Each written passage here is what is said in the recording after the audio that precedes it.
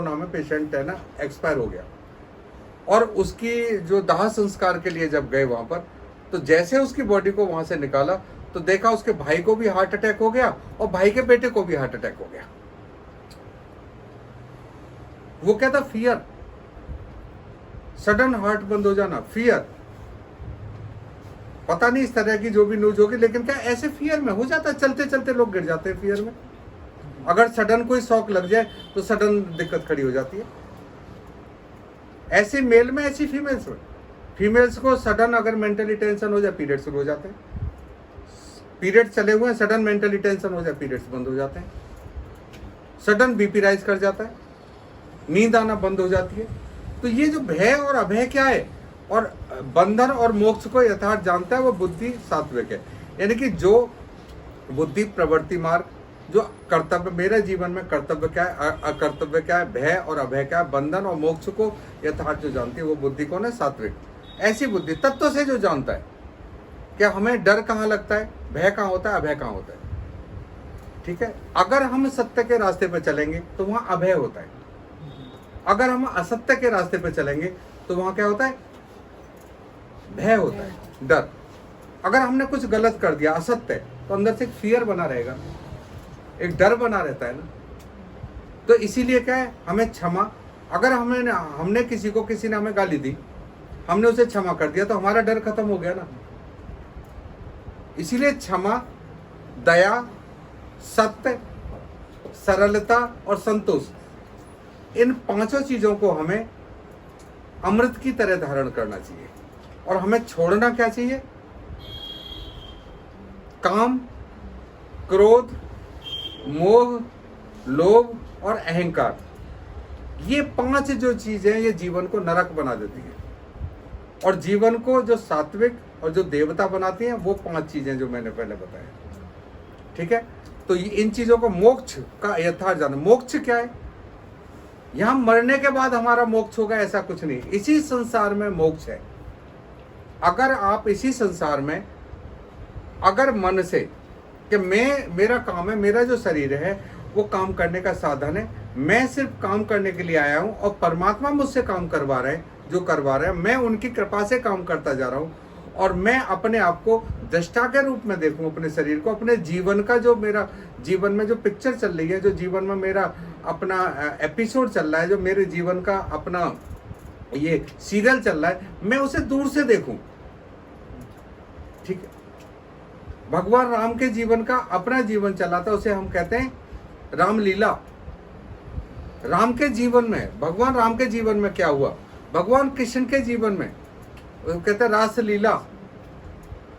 ये हमारे जीवन में क्या हो रहा है, जब हम बाहर से देखते हैं और इस संसार में हम सिर्फ सेवा के लिए आए, परोपकार के लिए आए, जब हम इस विचार के साथ चलते हैं तो इस संसार में ही हमारा मोक्ष है। और इस संसार में अगर हमने अपने आप को अच्छा जी लिए, आज अगर हमने अपना आप को अच्छा जी लिया, तो कल हमारा अच्छा बनेगा, और कल अच्छा जी लिया है ना, तो ये जीवन अच्छा बनेगा। अगर आज हमने अपना खराब कर लिया तो कल हमारा खराब हो जाएगा, और कल खराब हो गया तो ये जीवन खराब होगा। अगर ये जीवन खराब हो गया तो अगला जीवन भी खराब होगा।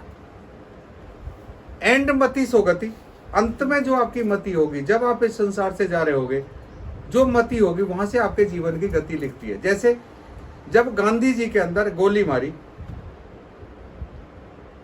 अंदर से सच्चाई निकल गई गांधी जी के। क्या निकल गई? हिंदू थे ना, हिंदू की गोली लगी थी ना, हे राम निकला ना।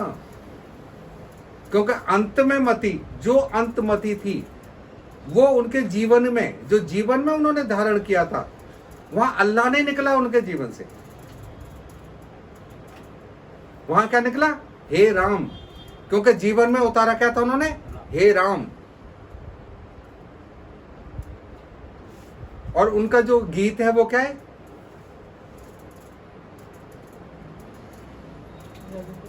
रघुपति राघव राजा राम, पतित पावन सीताराम, सबको सम्मति दे भगवान, ईश्वर अल्लाह तेरा नाम।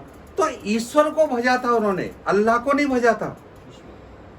तो अंत में जब उनको गोली लगी, और किसकी गोली लगी? हिंदू में हिंदू की जब गोली लगी तो हे राम निकला।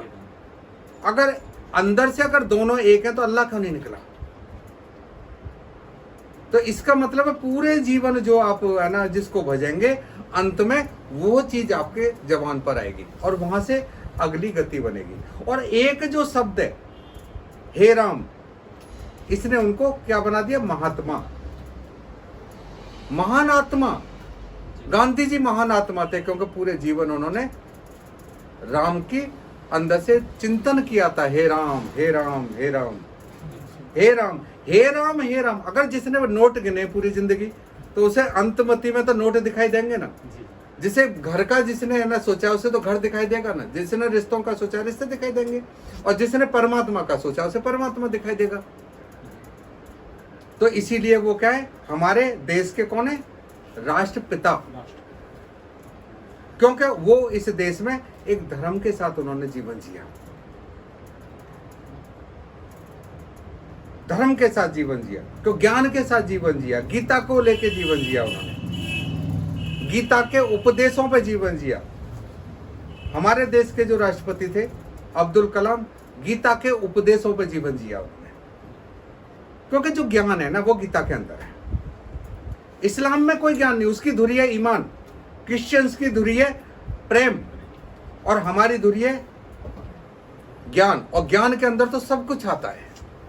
ठीक है, अब आगे क्या कहते हैं वो? सात्विक समझ के, जिस मनुष्य जिस बुद्धि के द्वारा धर्म और अधर्म को तथा कर्तव्य और अकर्तव्य को भी नहीं जानता, वह बुद्धि राशि है।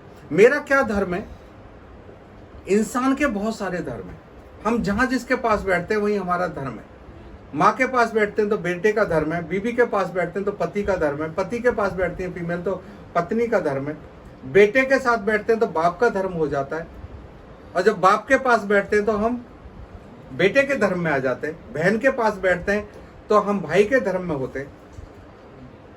हमारे कॉस्ट्यूम बदलते रहते हैं, और जो इंसान अपने इस फ्रेम में अपने आप को फिट कर ले वो कौन है?